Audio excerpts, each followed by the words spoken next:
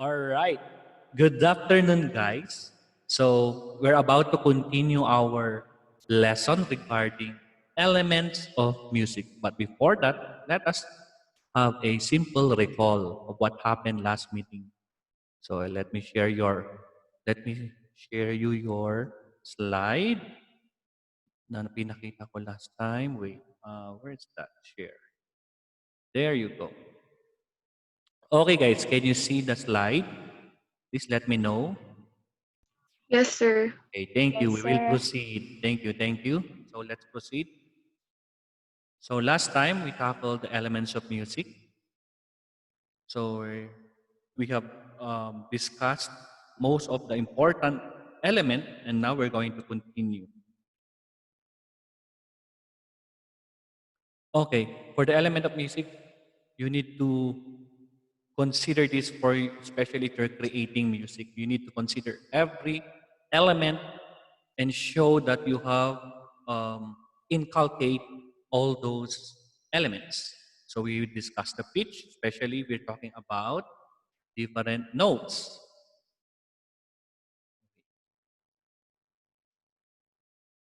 Okay, and then regarding the pitch, we have different call these note names. Like for example, pitch names are the A, B, C, D, E, F, G, and then we have tone names Do, Re, Mi, Fa, Sol, La, Ti, Do. And there are also number names known as 1, 2, 3, 4, 5, 6, 7, 8, or 1. Those are different notes names, especially in the field of speech. Of course, we also have the staff, singular staff, staffs for the plural. We have the grand staff, combination of two or more staffs. And then the location of the notes, how to identify the pitch name as well as the tone names. So it will be the same. So we will see it is considered as do or one. We're talking about fa, F, or number 4 or fa. Then the most important for you to answer, guys, make it sure to look first your clef symbol. Just like for example, for the second life, it is G. For the bass clef, it is letter B. So if you're reading for the G clef, take note of the G line because that is very important. The good word is G line because the G clef starts at the G line. And then if you're reading notes on F clef, make it sure to consider the fine. Good boys do fine. Fine line or F line because it starts at the F line. If you're reading on a bass clef or bass stuff. So take note of that, guys, para hindi kayo malito. Especially if you're looking for the correct pitches. There are different names contrast to our bass notes or bass clef. So let's proceed. Last meeting, we were not able to discuss this, so I will add you. So we have here expressions, articulations on how to play different notes. So for staccato, meaning stack sounds, play the note with quick key strike, not holding the note to blend with the next. Meaning staccato, stack sound. Stuck, stuck, stuck. Kumbaga, if you're playing the staccato, just for example, staccato,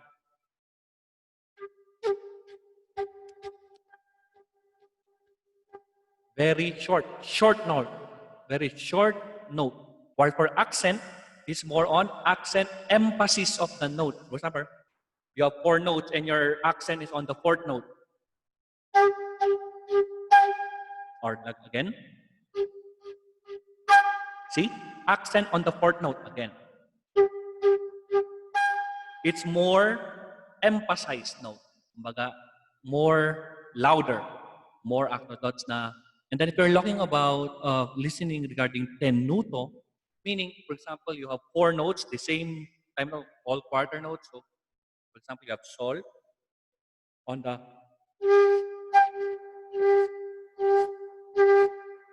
meaning longer compared with the staccato. Staccato are shorter. That's why it's a da. Like for tenuto, tenuto or longa. Ang tawag nila longa. Longer, but do not exceed. Do not exceed more than that note. So, for example, While for staccato,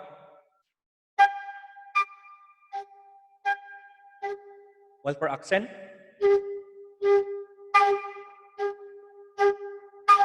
see, there is difference, articulation on how you produce those notes or different pitches. And then most important, guys, we have here fermata. Para siyang mata, di ba? So as you can see, para siyang mata dito. Therefore, you need to hold the note longer than its full length. Meaning, if for example, if your whole note is 10 beats, you can proceed more than 10 beats or 20 beats, 100 beats, meaning you can sustain. How long can you sustain your note if you encountered fermata? Then always look at your conductor, especially if you're in a choral or orchestra or marching band. If your conductor says, hold, fermata, do not stop. If you will stop, mali. That's why what do you do? Fermata. Wait for the cut signal of your leader or conductor. That's the power of fermata. It can prolong. It will depend on your leader how long will you play that song. F fermata. Next. We also have here simple rudiments, especially last time. We have the bar lines, of course, that divides the staff. The staff is 5 lines, 4 spaces. Measure divides the staff to produce measure. Double bar line, it will be ending the song or ending a stanza. We have the treble clef, the bass clef, the flat symbol that usually used. For example, you have sol. Oh, no, sorry. You have mi and then mi flat. For example, mi and then mi flat, it goes down. They are the same mi, pero pag mayroong flat, it goes down one step down. Then we have sharp. If you're playing pa sharp, it goes up. Again, one half step going up of your pitch. So again, we have fermata. Slur. Slur is connecting two notes with different pitches. Meaning, for example, like we have re and la. You connect them. You will connect like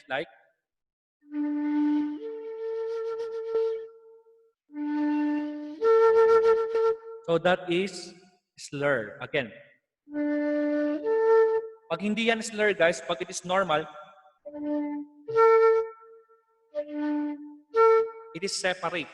But if it is slur, connected. Kumbaga pag sa blowing, sa pagkanta, isang katang, bahay. O sabi, bahay kubo. Bahay. It's connected sound. Like if it is normal, bahay, kubo. Para siyang detached pag ganun. Para pag slur, it should be connected. It should be smooth. And if we're talking about natural meaning it cancels the sharp and flat. So that's the power of natural. It cancels the sharp and flats. Staccato, katulad kanina, we have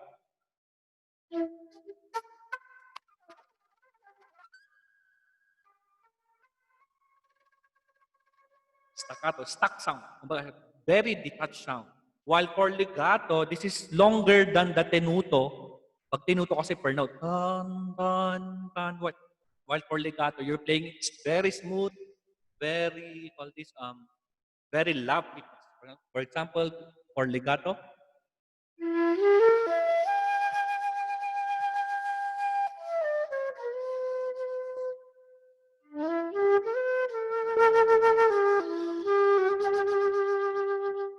so that is a sample of a legato. One blowing, isang ihip lang, isang buga pag you're going to sing, one type of singing, but it's connected. All connected. While for longa or tenuto kanina, it is by note, prolonged per note. While for legato, it's a very long curved line.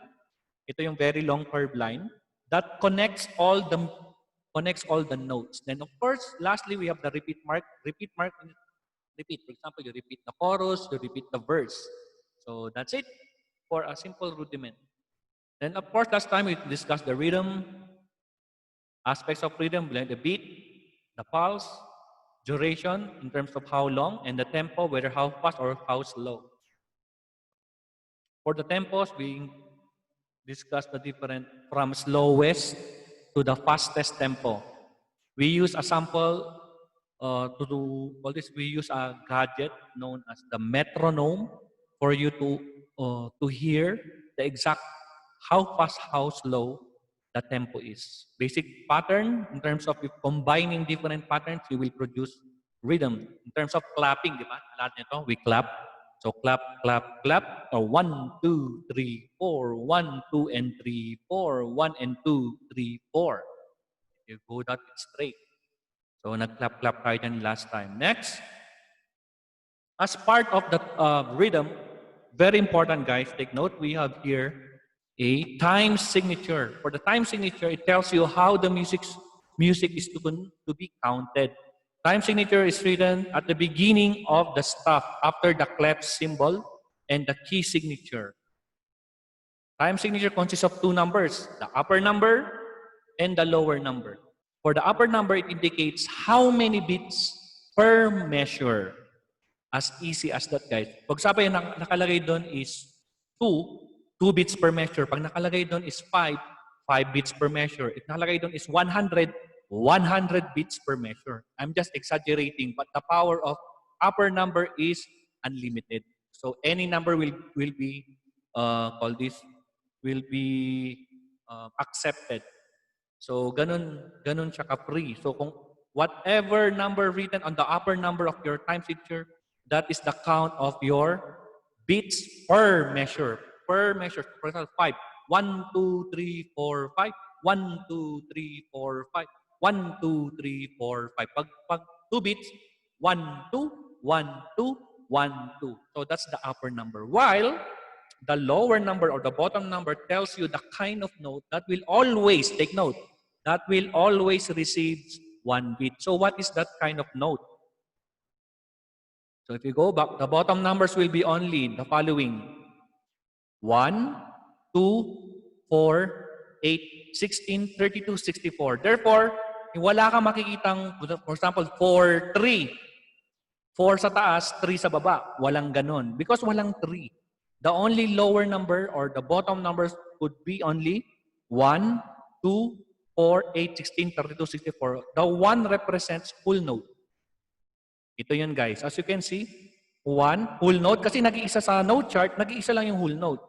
Wala namang 3, di ba? So no, you cannot see 3. So next, half note represents 2. And then 8 note represents 8 note. And then 16 represents 16th note. And then 32nd note and 64th note and so on. Therefore, again, I repeat, strictly, the only bottom number that you can use as an example is 1, 2, 4, 8, 16, 32, 64. Wala nang iba. Unlike with the upper number, 1 to 100 or kahit sabi mo ng 1 million. 1 million, next million. So, ganun, isang measure lang yun. But for the lower number, take note, it will be only 1, 2, 4, 8, 16, 32, 64. And this number is also equivalent to the note chart. As you can see, 1 is equal to whole note, 2 is equal to half note, 4 is equal to quarter note. Kaya usually, pag sinasabi natin sa time signature, whole note, how many received? How many beats will be a whole note received? Parang ganon. Karamihan ng sumasagot, common. Common answer, which is 4. Tama naman. If your time signature is common time or 4-4. For example, ito tayo dito sa ating time signature. For example, 2. Upper number is 2, lower number is 4. 2 beats per measure, that's number 2. And then quarter note because number 4 represents number 4. Ito, naalala niyo yan, you know? Number 4 represents the quarter note. Number 8 represents 8th note. The 16th represents 16th note. Number 2 represents half note, while the 1 represents the whole note. So, ganun yun, guys. Let's go back. 2 beats per measure, quarter note receives 1 beat. Again, I repeat, the lower number will always be 1 beat. Therefore, in any kind of note, they can be 1 beat. Hindi siya constant. It will depend on your time signature. So before you answer, take note, alamin nyo muna kung anong time signature. What is the time signature of this before you answer? Wag lang sagot ng sagot, no? So alamin nyo. For example, we have the time signature is 2-4, 2 beats per measure, quarter note receives 1 beat. And then we have 2-2. Again, kung guys napansin nyo, 2-4, 2-2, 3-16, hindi siya fraction, hindi siya 2/4. Hindi siya 2 second, hindi siya 6/16, hindi siya 3/4. Because time signature is never a fraction sign. Take note of that, okay? So pag nagturo na kayo, never teach them a fraction. Kasi hindi naman siya fraction sign yung nandun sa gitna. It's the third line of the staff. So yun guys. So we were talking about time signature here. We have 2/4, 2 bits per measure, or 2/2, or known as the cut time. Cut time signature. Pag letter C, common time. Pag para siyang centavo sign, cut time. So cut time is also known as 2/2, 2 bits per measure. Half note receives 1 bit. Therefore, pag 1 bit ang half note, ang whole note mo magiging 2 bits. Kasi half note plus half note is equal to, ano yung sa taas? Whole note. Therefore, 1 plus 1 is 2 bits. Ang whole note mo sa 2/2 is 2 bits. While for 4/4, tingin kayo sa baba, common time, ang whole note mo dito is 4 bits because quarter note is 1 bit. Quarter, quarter, quarter, quarter. Apat na quarter, guys. Apat na quarter note, it's equal to 1 whole note. And each quarter is 1 bit for a 4/4 time signature. So therefore, always remember, take note of the lower number so that you can identify the number of bits of that note. Because again, the lower number indicates the kind of note. Again, the kind of note. Anong klaseng note that will receive 1 bit? So, in short, quarter note, wait, balik tayo. Quarter note, half note, 16th note, quarter note, 16th note, half note, or whole note can be 1 bit. Lahat sila pwedeng maging 1 bit. It will only depend on the formula of your time signature. So I hope klaro sa inyo na hindi siya casual. Pag mga super basic, ito lang, 4/4. Okay, we have here sample time signature. We have here 2/4, 3/4, 4/4. We have duple, triple meter, quadruple meter. Pag sinabing duple, 1, 2, 1, 2. Pag triple meter, 1, 2, 3, down, outside, up, down, outside, up. While for quadruple, 1, 2, 3, 4, 1, 2, 3, 4, 1. Apat yung bilang niya. So we have here 2/4, 2 bits per measure. Number 4 represents quarter note receives 1 bit. Therefore, in one measure, may dalawang quarter note. For 3/4, 3 bits per measure, while quarter note receives 1 bit. In one measure dito sa 3/4, tatlong quarter note. Like for example, 4/4, 4 bits per measure, quarter note receives 1 bit. Pag apat na quarter note, in one measure, it is. Next, we also have here, wait, what's happening? Okay, wait lang ha. Okay. Continue. We have 2/2 or the common time. Sorry, cut time. 2/2, 2 bits per measure. Half note receives 1 bit. So, 1 bit yung half note dito, 1 bit yung half note dyan. That is 2 bits. Then 3/4. 3/2.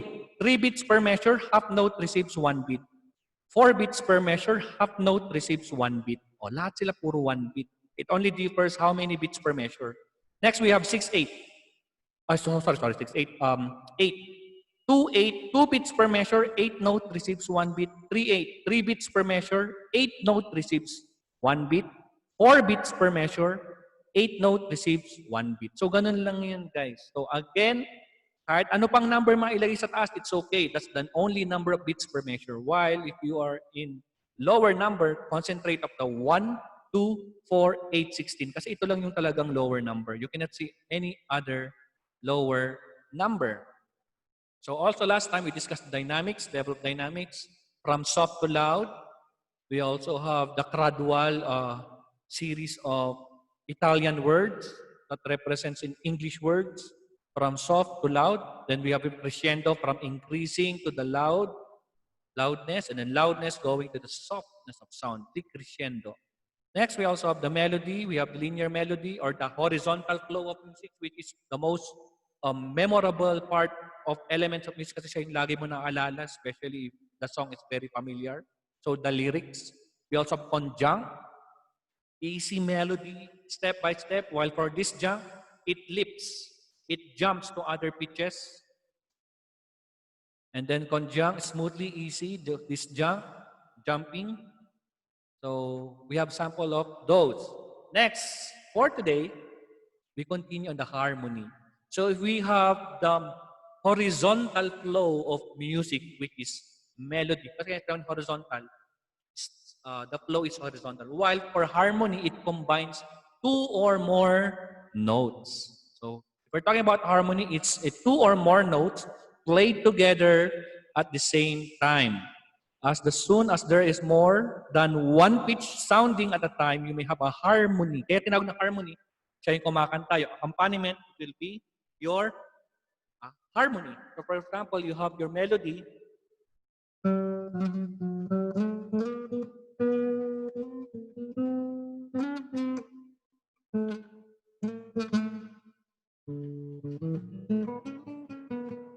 Yan, gumagawa siya ng melody. While if you're the harmony,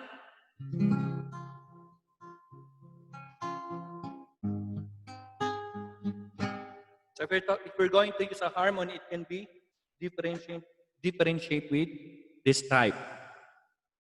How is harmony represented? When all the instruments in an ensemble are playing notes that fit the same chord, it is known as consonant chord. For example, if you're playing key of C, most of your instruments or other instruments will all be playing in key of C, especially if it is a C instrument. You have the bass guitar, you have the electric guitar, or acoustic guitar. It should be the same chord. Hindi pwedeng merong C tapos biglang nagsha-sharp yung isa. Because in a key of C, there's no sharp, there's no flat. So every note should be do, re, mi, fa, sol, la, ti, do. Very easy. Ganyan.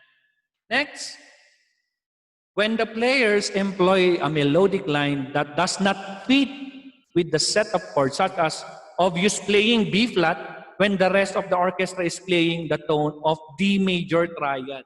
Ang layo, di ba guys? You have B flat and then magiging D major. For example, in the chord of C, then you jump with key of F sharp. Oh, ang layo ng chord, guys. So, hindi siya pwede. Ang tawag doon, dissonant. But some composers do this to give some, call this, embellishment. Kumbaga, timpla. Next, we also have here chords. The definition of chord is a group of two or more notes played at the same time when notes will usually complement each other when then creates harmony. May tatawag na harmonic chords. We're talking about harmonic chords at the same time. As you can see here, we have do, mi, sol, we have fa, la, do, we have sol, ti, re, we have do, mi, sol. So as a musician, if you play that one, at the same time, sabay-sabay yung do, mi, sol, do, mi, sol, sabay-sabay. Do, mi, sol, yan, sabay-sabay. And then the next chord, we have fa, la, do, fa, yan, fa, la, do. The same time. And then you have sol, ti, re, sol, ti, re. And then go back to do, mi, sol. Do, mi, sol. Or you do it by strum. Key of C, F, key of F, chord of F, chord of G, and chord of C. That's a simple harmonic chords. But for we have broken chords, you do like this.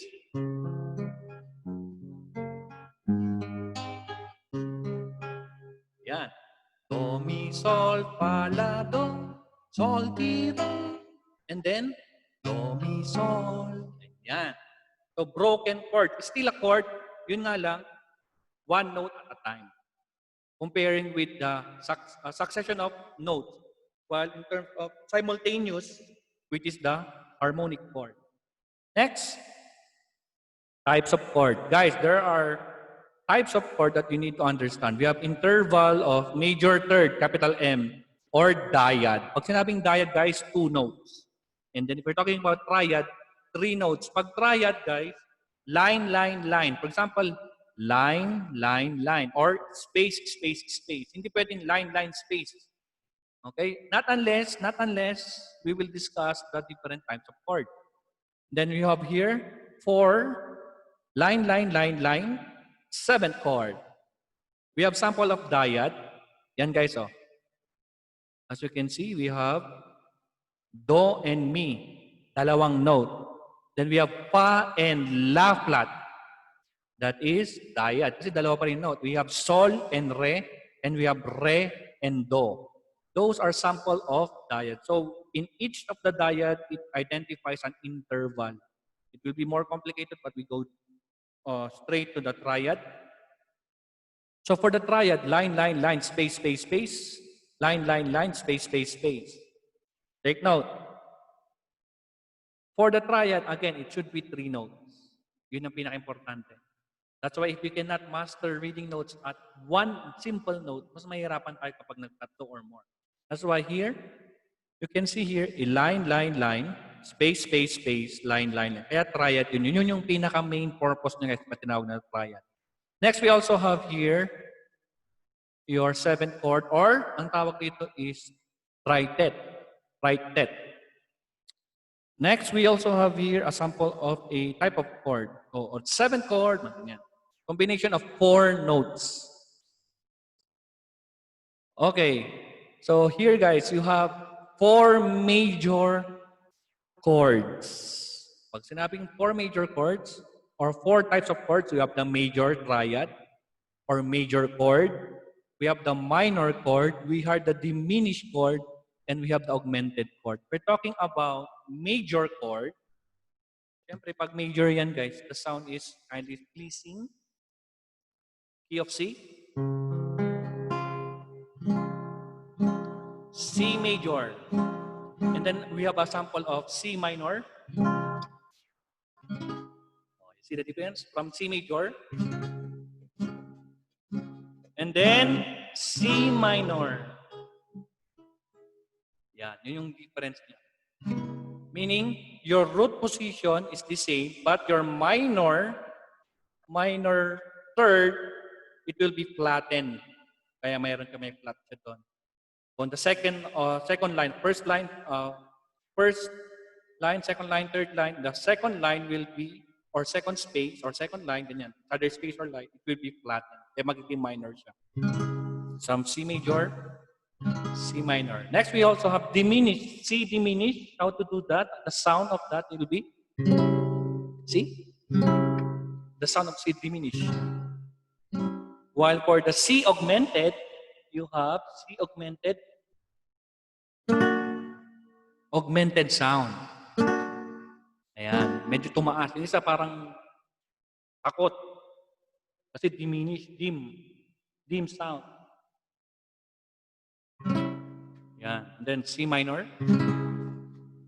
And then we have C major. So those are sample of major, minor, diminished, and augmented. Okay, let's proceed. Scale degrees, guys. We're talking about scale degrees in terms of harmony. We have here tonic, supertonic, median, subdominant, dominant, submedian, leading tone. If we're talking about primary chords, we're talking about 1, which is tonic, plus subdominant, and we have dominant. For example, if you have C, primary chords of C, we have C.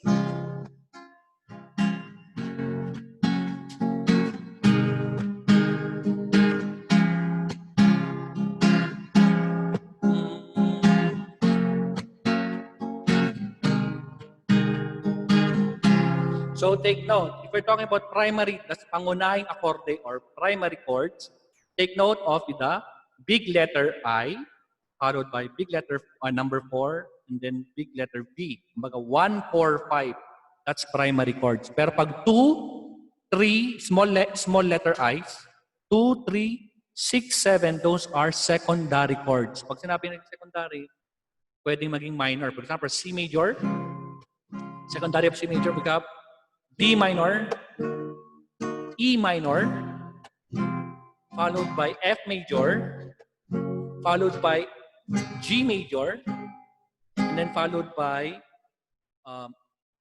G major, followed by A minor, and then followed by B diminished. B diminished, kaya parang zero yung kanya doon. May diminished sound siya. Diminished sound.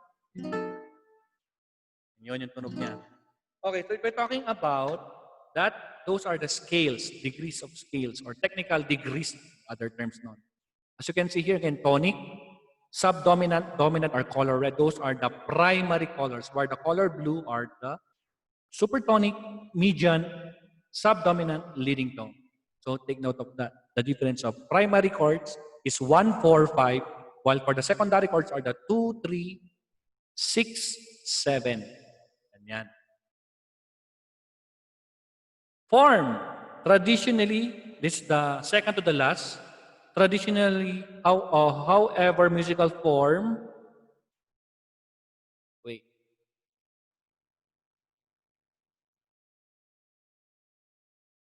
wait lang. Oh, wait lang guys. Lumalabas ang ating Zoom. Okay, we're talking about form. This is the structural of your composition.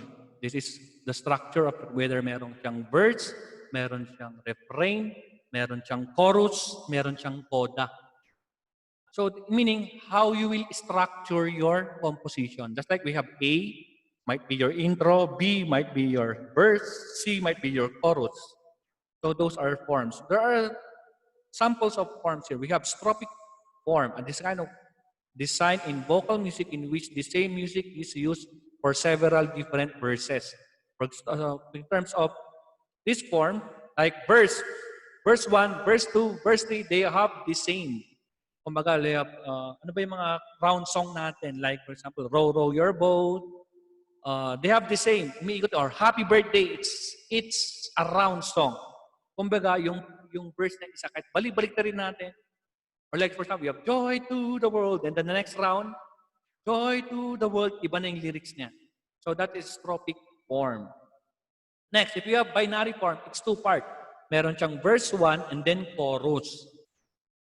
So meaning parang meron siyang difference of the first structure from the second. Kumbaga parang pinagtipan mo doon is verse with a chorus. Like for example, yung mga round song talagang chorus, chorus, chorus na ng lahat. Wala nang and then while we have the ternary form is 3. Merong verse, may chorus, merong natawag na outro. Kumbaga natawag na coda. Ang tawag doon coda, yung O. Coda, that's a symbol, it's O. Meaning ending, coda. We're talking about ternary forms. There are samples that's like our Philippine national anthem. The first one is we have Bayang Magiliw. Then the second part is Sadidib da-da-da-bam-pa-pam-pa-pam-pa-pam. That's the second. And the third part, we have pa-pa-pa-pam-pam, pa-pa-pa-pam-pam-pam-pam-pam-pam-pam. That's the third. So for our Philippine national anthem, it's considered as ternary form because it consists of 3 major parts. Paikot-ikot lang siya. Naulit yung first part, naulit yung second part, naulit yung third part. So that's a sample of ternary form. In short, we're talking about form. Again, this is the structure of your composition or your song. As easy as that. Next, timbre. This is the quality of sound or tone colored. Timbre is the characteristic that allows to distinguish the different notes, different instruments, or any sound that we produce. That's why timbre might be used to describe the timbre brisk, dark, brassy, breezy, harsh, noise, as well as thin, brass, pure, rapsy, chill, mellow, and straight. For the timbre, as you can see here, the tuning fork, for example, they have the same pitch, as well as the flute, the voice, and the violin have distinct sound. So meaning, in short, it describes the quality of sound. Meaning, the quality of sound of the tuning fork is different from the flute. For example, we have this one, concert flute.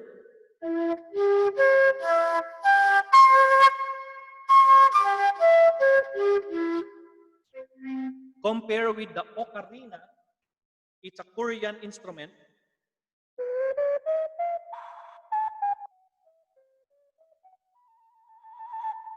Magkaiba sila ng quality ng sound. Like with the voice, there are high voice or the female voice is different from the voice of a male. So from the high note to the same with the violin as well as with the sound of the call this the drum.